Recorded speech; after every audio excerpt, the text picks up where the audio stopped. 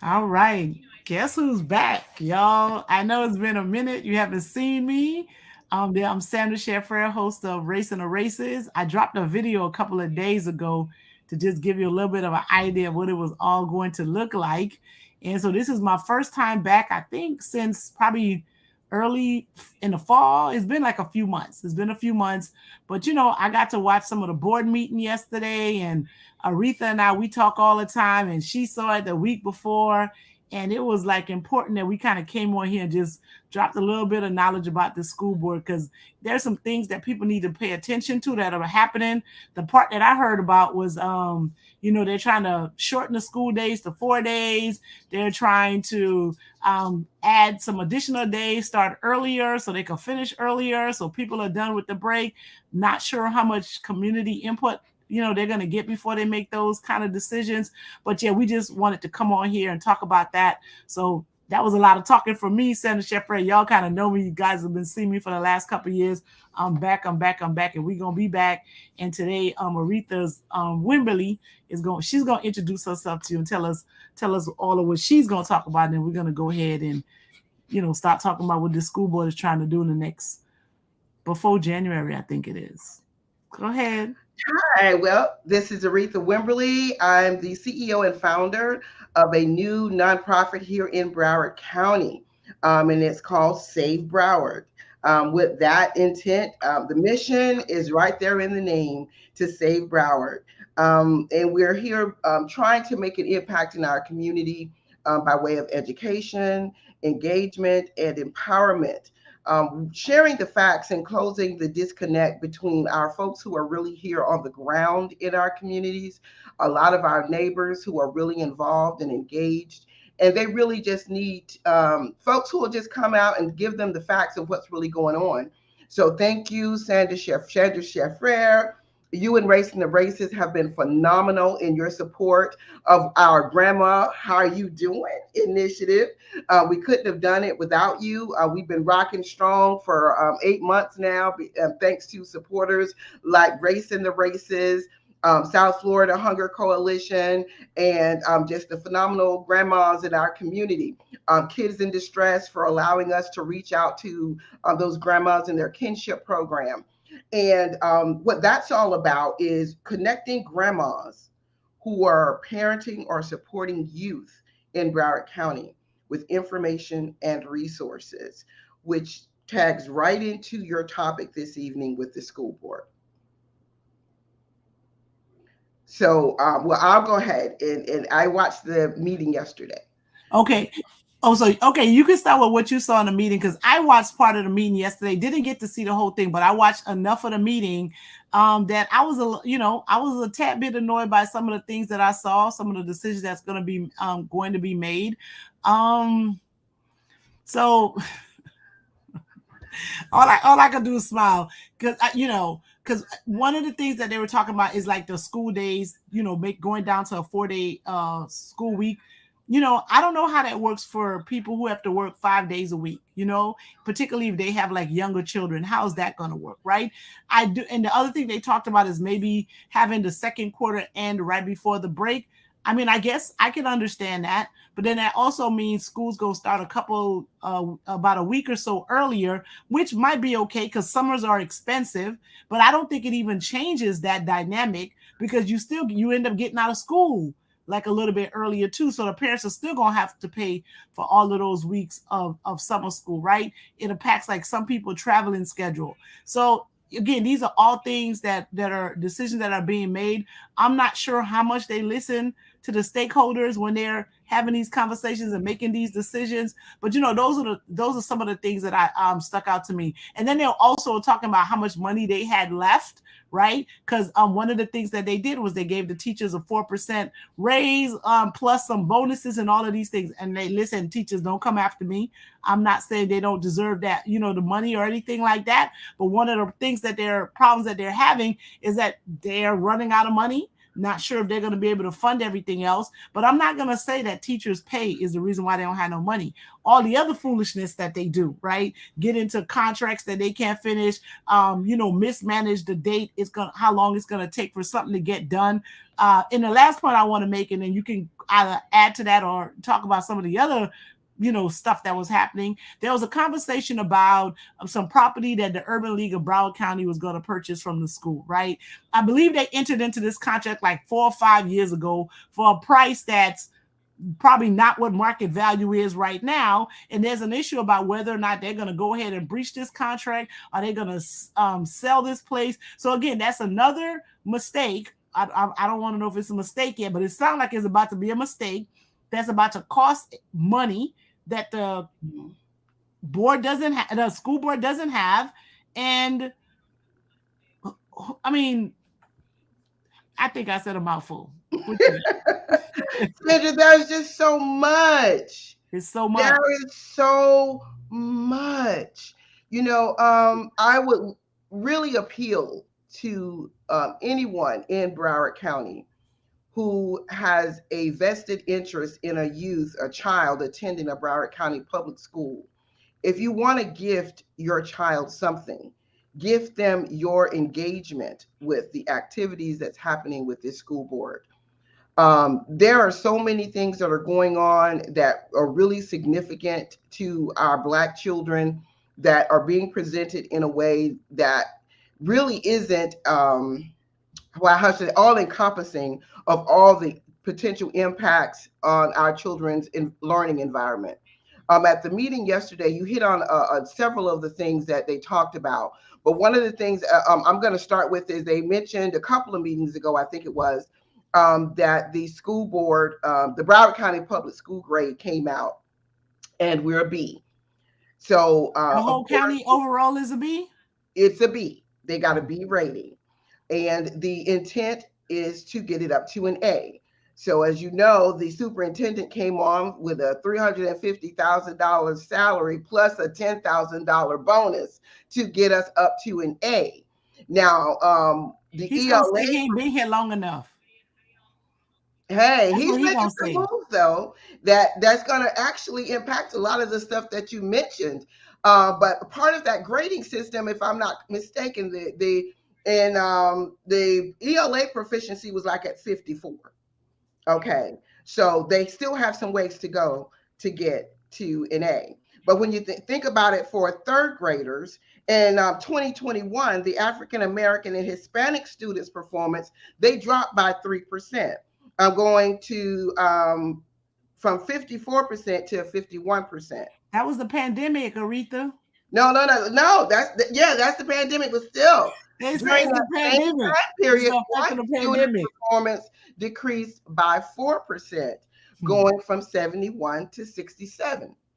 While we're doing all this talking, we still need to pay attention that even with those numbers, there's still a significant learning gap between our children and white students. So that's why I say we need to be engaged, because with this learning gap, pre, during, and post the pandemic, we still have a lot of gains to ground to cover, to gain for our children. So all of those resources and investments that you mentioned, they need to also indicate how it's going to improve learning opportunities for our children. Because as you know, Sandra, the third grade is when they start targeting our kids for that school to prison pipeline. Yes, yeah. That's when they do. That's when they start. Scores. Yeah. It's typically when they start saying this kid is worth the investment or not. So it's interesting. So if you could determine whether or not a kid is going to go to prison by the time they're in the third grade, you would think the goal would be is to say, what is it that we can do to improve, to prevent this child from going to prison when they become an adult? But no, what do? They create the jail space for them to wait on them until they actually get there, right? This is the system that we're living in. Instead of them, because that's a long time. You got 15 years or so to try to avoid this person from ending up into the prison system. But instead of doing that, they're preparing the bed space. Understand that, parents. Thank you. And not only that, not only are they already projecting revenue from our babies being incarcerated, when I'm listening to the planned investments by the school board, I did not hear anything about how those investments are going to specifically Mm. focus on closing that learning gap. No. And a lot of that learning gap also is impacted by the fact that our children, especially in District 5, have been at a disadvantage for quite some time. We've not had equitable learning environments. We've not had the same technologies. We've not had the same degree, or I should say, appropriate levels of mental health and emotional resources available. So, where are those opportunities for our children to actually gain those equitable opportunities to advance and to catch up in I, these learning gaps? Now, they go ahead. also hired yesterday. They approved the 180,000 salaried. What do they call it? I think the chief strategy innovation officer.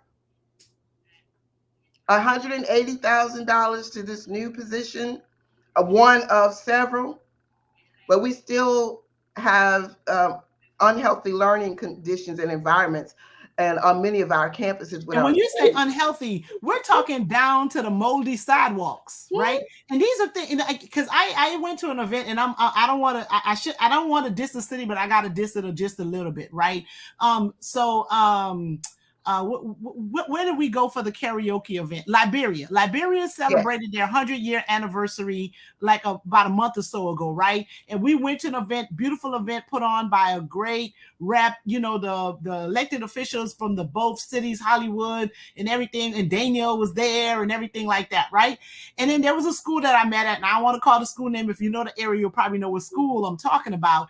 And I'm walking on the sidewalk, and there's like algae built on the sidewalk, right? Mind you, so the sidewalk is pretty much like green, black, whatever. And I'm like, just little, and then when it's wet, it's slippery. So now it's like a concern. Like people can like fall down, get hurt, or whatever. And I'm like, they won't even pressure clean the sidewalk, right? How much is that? You have people on staff that are working. That is like a simple fix to just make the students have this a nice, pretty little walkway as they go into the building. But they're walking in on the dirt, on the exactly. algae, on the mold, and it's already showing you don't care. You're not even trying to make outside look presentable, right? Or make it look like you care because you can't even pressure clean the sidewalk. This is the simple stuff that they're not doing, right? So and then but then everybody else is getting paid for all kind of construction that's has never been done, is overdue, all the money spent, but more money needs to be made for things to get done. So because they're so bogged down in all these, some of them may be lawsuits, some of them may be delays, trying to get additional approval, they can't even get into the business of like, okay, what is it that we need to do in order for us to really educate your children? And I have a child that's a ESC child, right? So many services that they were able to get years back, they're not available because they don't have the staff, whatever, right? So you can't even, it's so many things they can't even get to because they're dealing with a lot of what they think is important, I guess. I don't know. Or maybe you can't even get to the substance unless you get past, construction or hiring people who probably shouldn't have got hired in the first place, because before they even get a chance to get any work done, there's going to be some reason to fire them, but you're going to still have to pay them to get them to go away. And then we're Exactly. back at, not even back at zero, back at a negative because we've lost some additional time without making any progress in the right direction. Well, and you're going to continue to see that type of decline, in my opinion, because what they've done is they've made all of these investments in hiring new staff, new personnel, without a plan to specifically make improvements directly targeting closing that learning gap. And Mhm. again, maybe they are, maybe they have. I just didn't hear it during the meeting. This new $180,000 position is to help the superintendent with closing and repurposing schools. What that means, I don't know. There's also the intent to use resources and infrastructure to move forward with that plan you mentioned with Urban League for development of affordable housing. Got all these plates, all this stuff juggling. Where are our kids in the mix? Right. And So I think part of what they also talked about with that one was that they wanted to make sure that I think it's about what 25% of the space was available for teachers, but the crazy thing is like they throw around this word affordable housing, right? No one knows what that means. Like, what is that number? Right? Like what's that number, right? So is affordable housing what the market rate is going to be in Broward County after they do all of this other additional development, right? Because if you're thinking of starting teachers making about $47,000, $48,000 a year, whatever it is, I don't know. They talked about the average salary of a teacher, which they said was about 71,000. That ain't most of them teachers in Broward. I'm gonna just let you know. exactly. And the reason why the number is probably at 71 is because some of the people on the higher end are making so much that it just makes it seem as though the average person is making $71,000. But that is because there's a whole bunch of people making a lot, because a lot of people end up staying 35, 40 years before they leave. And then you have, the young folks, right? So imagine a person making $48,000 a year, and say that the rent in that area is $3,000 a month, maybe 3,200. I'm gonna give them $2,500 a month. When you talk about a salary that's 47,000, by the time you do the taxes and the FICA and the SS and the Medicare and the this, that person is probably taking home $3,800 a month. How they gonna pay $2,500? $3,000 a month in rent. So even when they said it's affordable stuff, people need to not fall for the okie doke, because affordable to who is really what the question is. That's not the word they should use. They be like, no, it can't be more than $1,800 a month. They need to put a number on that, as opposed to telling people, oh, it's going to be affordable housing. That is not enough. That is not enough. And not only that, my understanding of affordable housing is 30% of your income. So even if you were to do this nice new development and create these housing opportunities with teachers and teacher assistants in mind, can you afford to do it at the rent rate that you're going to have to charge in order for them to actually be able to consider it affordable housing? 30% of their income. And as you mentioned, their income is so low, how can a new development actually be able to rent at that rate? So I don't know how much they've played with all that. That definitely ain't my lane. But my concern is, with all of these things up in the air, when are you really focusing on the children? Mm-hmm. When are you really paying that targeted attention and focus on the learning environment? In the meantime, those students who are attending the school that you described, they're still in those conditions. They're still going to school in a condition or environment that says they don't really value me. They don't really see me as the investment that they say. They don't see me as the great hope of the future. Because if they did, Not even a they would great have a hope. They more don't see you welcoming having a environment. future. They don't see you having a future. They see you in some prison In cell a prison. somewhere.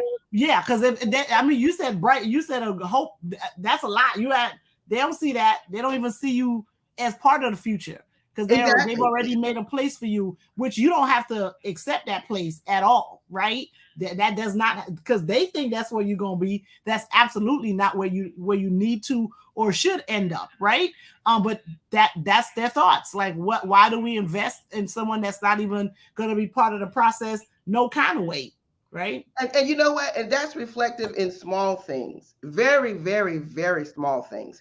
How their intent is to, I guess, consider the students who are naturally gifted, those kids who have the What innate does naturally academic gifted mean? ability. What Well, does naturally those gifted mean? children, those students who they just really don't need as much direction to grasp the material, to follow the instructions. They may not need as much one-on-one or hand holding as some other students. There are a number of kids who are falling behind because they have the ability. They're just not giving the tools, the resources that the district says they have available to them. They're not actually present in their classrooms. So they're not performing as well as they could.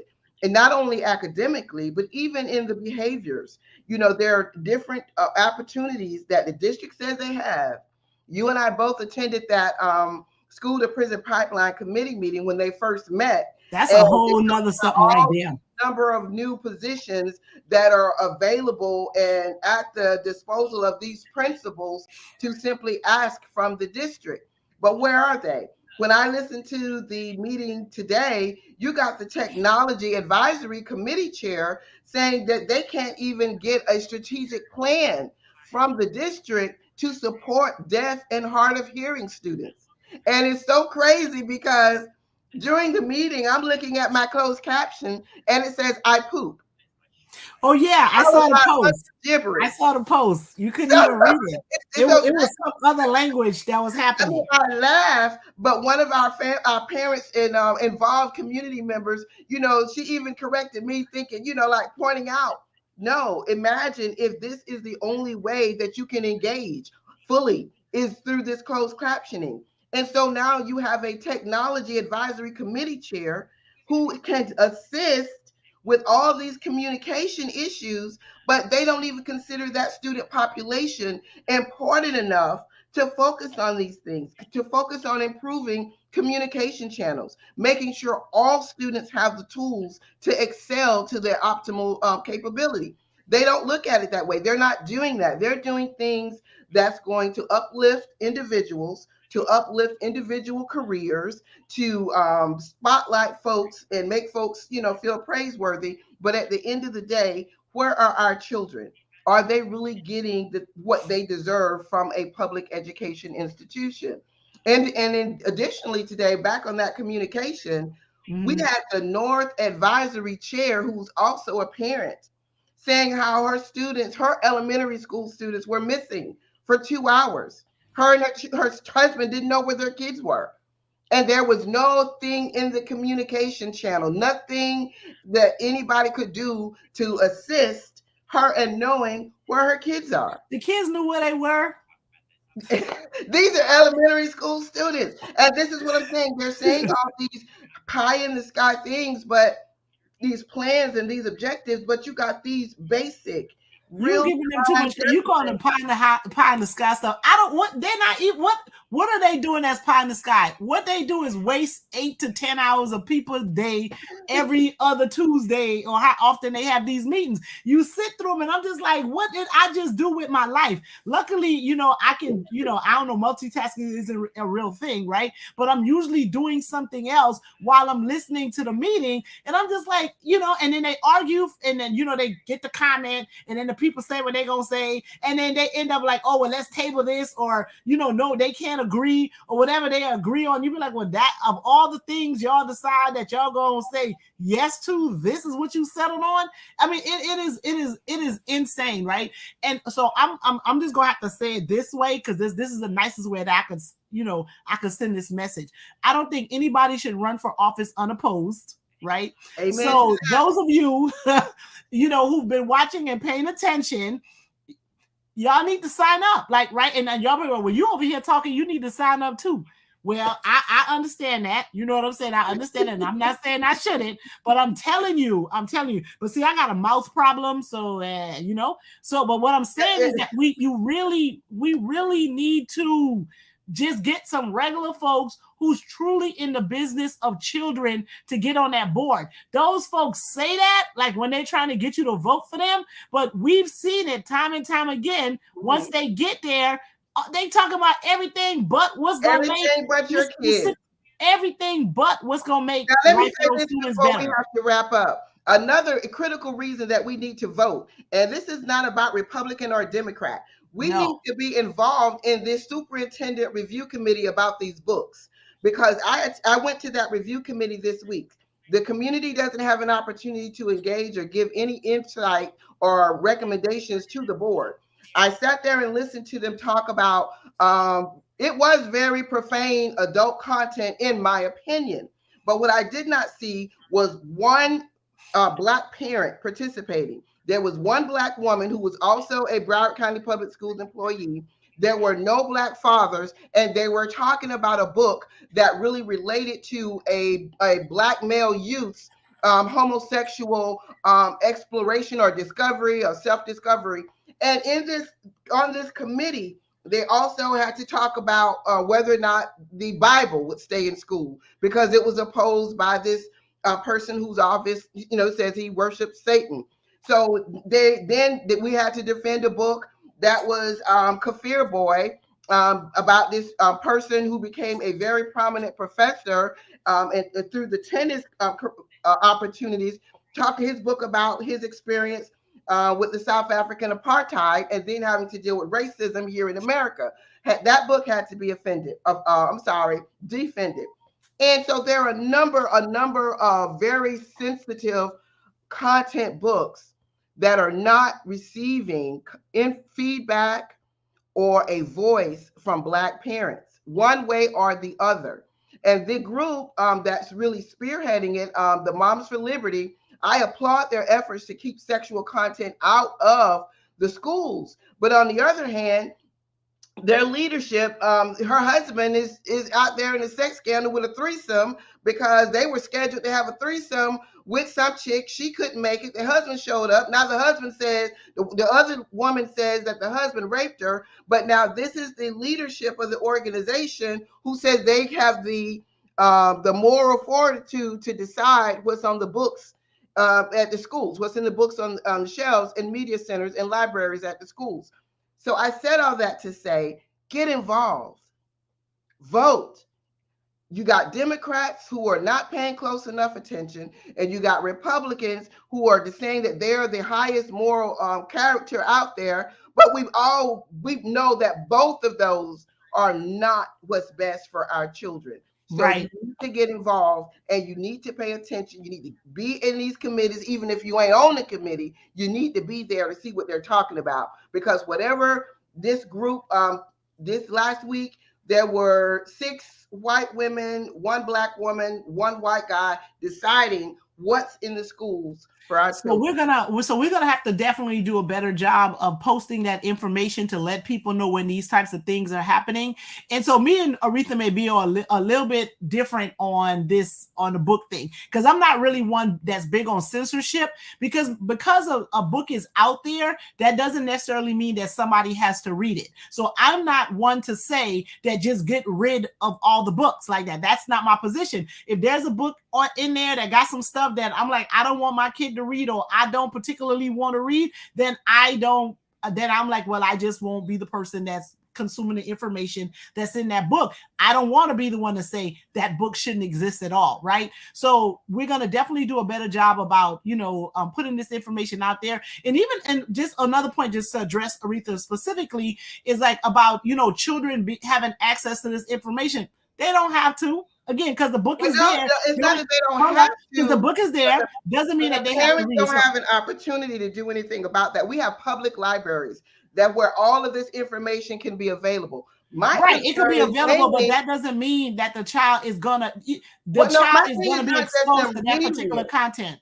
We see where over and over and over the HR, the talent acquisition, they don't do a good job vetting out some of these teachers. We see over and over again where teachers are using their influence over students for sexual gratification, to involve them in sexual relationships. And I, as a parent and as a person who has overcome sexual assault that I endured from childhood and incidents from an adulthood, having to deal with it among children that I knew personally, I don't have that same level of trust.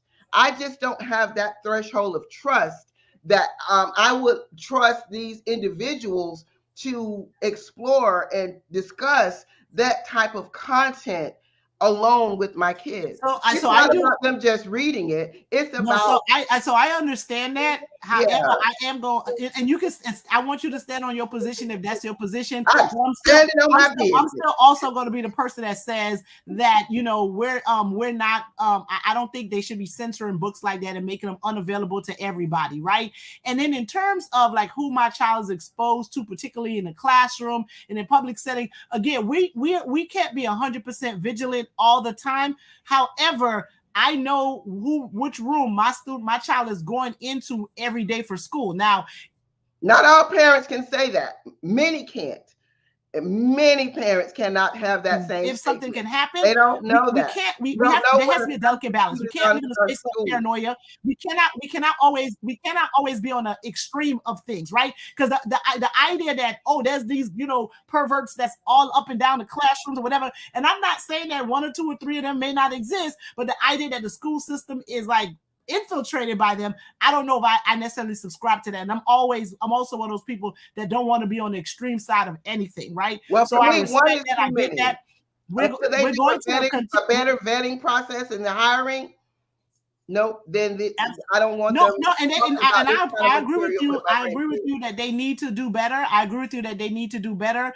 I don't know if censoring book is the solution to that. However, what we are going to definitely do, because we only came here to be here for 30 minutes and we're at 31, and we're going to stop and try to keep the show like the way it is. We'll be back again next week if some more nonsense happened before and we got to hop on. And even if it's just to talk to you for like 10-15 minutes, we're absolutely going to do that. Thank you so much for taking out the time of your day, and we'll continue this dialogue. But the school board made me do it. I was like, I'm gonna wait till January, but I like, there are things that people need to start thinking about right now. While you're on your break, figure out your schedule and your time, because there are decisions that are going to be made that's going to have some serious impact on you in all different type of levels, and many of it they're trying to do sooner rather than later. All right. So go ahead. What's your closeout? Well, thank you for having me. You know I love you, girl. And that's the beauty of our relationship. And I wish we could see more of that in local government, where we can agree to disagree and walk away friends, where we can And have do a the right difference thing of at the end of the opinions day for and not, everyone. yes, and not feel like label somebody as being hateful or whatever. I just love the fact that you flow like that. And I appreciate you having me here anytime. I can come and chat it up. You know, I'm available. Y'all be Yep. good. And definitely, now is the time to plan, to be more involved in your child's education right now. Absolutely, absolutely. And if you thought about running for office, I mean, just do it, man. We'll help you get some signatures. I'm telling you, I will. Holler at me and let me know, and I'm gonna talk to you. And if I think you worth your salt, your grain of salt or whatever, I'll walk the streets with you and I'll help you do this, because we really need to be real serious about who it is that we're giving all of this power to. Because more and more you're starting to see that people are there for their own interests, as opposed to what the lines and the things that they tell you when they're trying to get you to vote for them. So we definitely need folks that are truly public servants and want to do better and want to see good in their community. God bless y'all. Have a good one.